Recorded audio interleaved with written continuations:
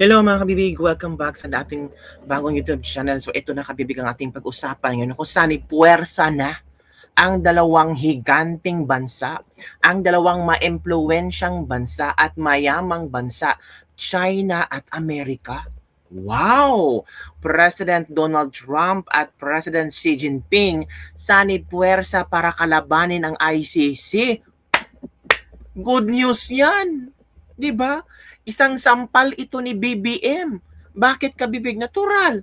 Si BBM, mga tao niya, oh, Pilipino, Duterte, Bato. Si Duterte na doon sa ICC, dinelever sa ICC. Si Bato gustong i-deliver sa ICC. Hindi ba kahihiyan yan?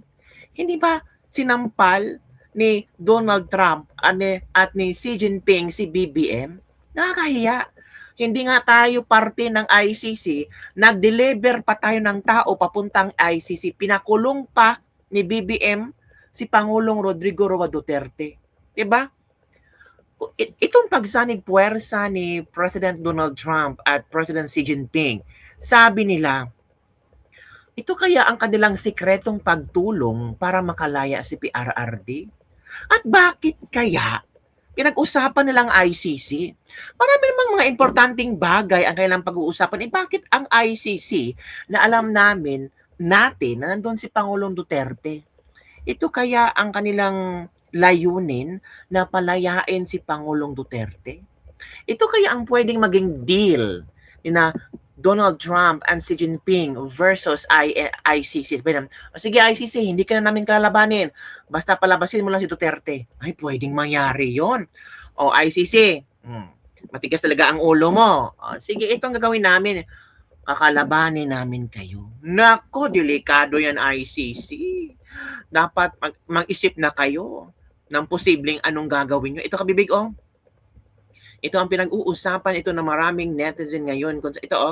Ito kabibig, wow. Ito balak makipagtulungan the United States President Donald Trump sa China at Russia pa upang kalabanin ang International Criminal Court na nagparusa sa war. Ito na ang sinasabi, tatlong bansa, Russia, China, Amerika.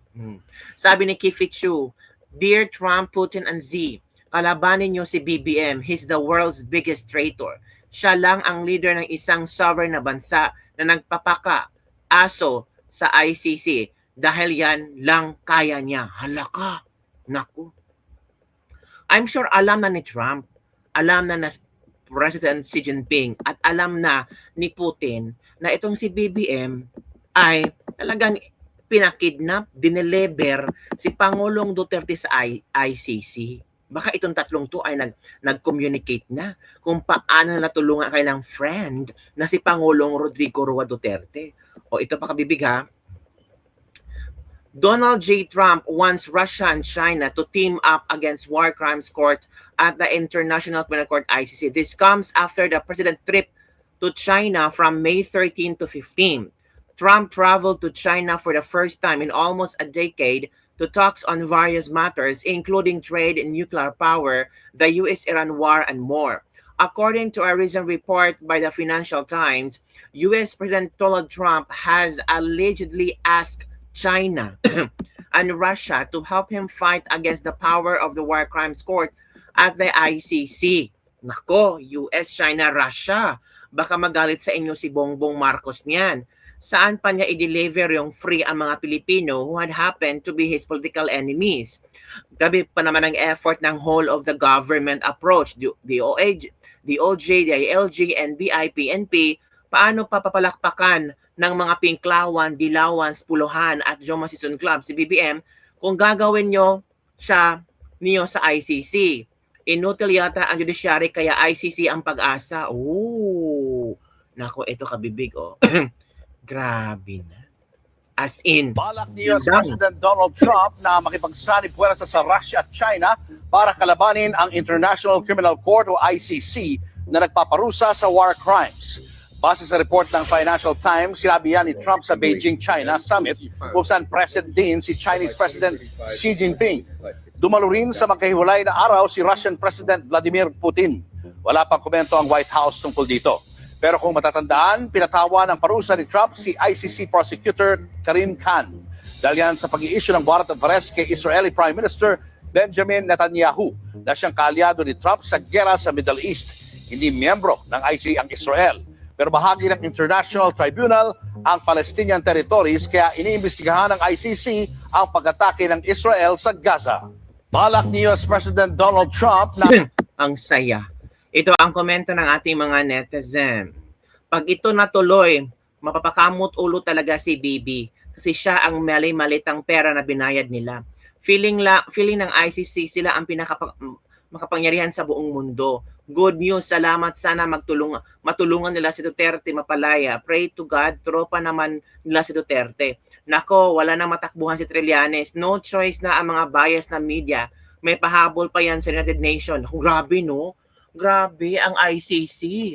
Itong tatlong bansa, China, America, at Russia. Tapos ang Japan, ang Japanese, si Fushiki, ay humihingi ng tulong sa United Nations laban sa ICC.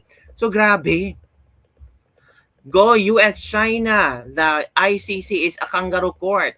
Si Bangag lang ang nagmahal sa ICC. Ayan, ako. Exciting na to. Asa na si Tariela? Fake news na naman yan. Marami namang sasakay dyan. Anong fake news? Binalita nga. Ano yung fake news to? Marcos Makalipay. Pangalan mo pa lang, Marcos na Marcos. Kayo ang fake news. Eto pa kabibig. Karon pa ko nalipay sa ABS-CBN News. Oy. Naku, grabe. Ito kabibig. Basahin natin ha. May ibabalita ako sa inyo. Ito In Southeast Asia, mga kabibig, only Cambodia and Timor-Leste are the member states of ICC. ICC established in 2002 to prosecute individuals for crimes against humanity at ano pang mga kaso, has a limited footprints across ASEAN. Of the bloc's 11 member states, only Cambodia and Timor-Leste retained full membership in the court when the Philippines withdrew in 2019. Most ASEAN countries argue that the ICC may violate its national sovereignty and that domestic judicial processes could address its internal issues effectively. Paano na kung si Marcos nga nagpadala kay Aradi doon sa Ayon diba? Sa tawag ito sa ICC, nakakahiya. 'Di ba kabibig? Ano ang iyong reaction dito? Yung iba happy na sa news. Sino bang hindi ma-happy news diyan? Itong ating mababasa ngayong araw na 'to, 'di ba? Napakagandang news 'yan. 'Di ba? Na magtulungan ang Russia, America, naku, China, naku, paano 'yan? Parang ewan ko ba kung anong gagawin nila para masugpo 'to. Ngayon, ang United Nations with Japanese Fushiki talagang tumutulong na rin sa Pilipinas, 'di ba? Para mapalaya si Pangulong Rodrigo Roa Duterte doon. Nako.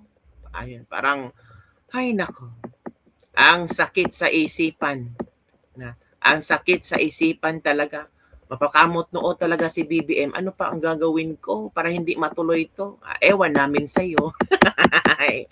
Wala na BBM para nangangamoy na to. Nangangamoy ba? Tulog ka na lang. Ito pa kabibig. Pakinggan natin ito ha. International lawyer to, in the same time si Dr. Luha. Makinig tayo kay Dr. Luha. yung time ni Duterte, yung Philippine situation is unique in the sense that hindi yung government natin, siyempre yung time ni Duterte, yun ang sinabi niya, imperial tool ang ICC.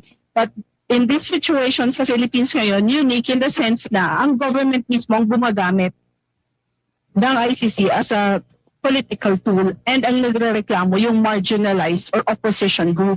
Si Dr. Melissa Loha, Public International Law na University of Hong Kong. Doc, magandang gabi. Si Admar at si MJ po yung makakasama. Good evening, Doc. Good evening po. Opo, Doc, recently po, mayroon pong isang non-government organization na nakataya po sa United Nations na nag-submit po ng kanila pong hiling sa ICC para po kay former President Rodrigo Duterte. Ito pong International Career Support Association. Sinasabi po nila o kine-question po nila yung continuous detention ng ICC kay FPRD at iginit po na politically motivated daw yung kaso. Ano pong masasabi niyo dito, ma'am, na meron pong UN NGO na may ganito pong statement para po sa dating presidente ng Pilipinas? Well, ang communications, what we know as yung sinasabi na individual communications that are submitted to the Human Rights Committee, pinag-aaralan din naman talaga ng HRC yun. Hindi yun siya na token na submission. So, kung may substance, magkakaroon sila ng report, magkakaroon sila ng action, and I'm not sure kung ang kanilang citation is only sa Philippines. So, kung Philippine setting lang, ang possible na mangyayari is magpapadala ng rapporteur or para bang inquiry yung HRC if they find na weighty yung individual communication na sinubmit. Meaning, meron ba talagang nakadetalye na instances na ginamit ang ICC warrant as a political weapon para ma-alter yung configuration ng political forces sa Philippines rather than for a legitimate purpose of prosecuting crimes against humanity. So, it all depends on kung ano yung evidence or concrete documentation na sinubmit nila.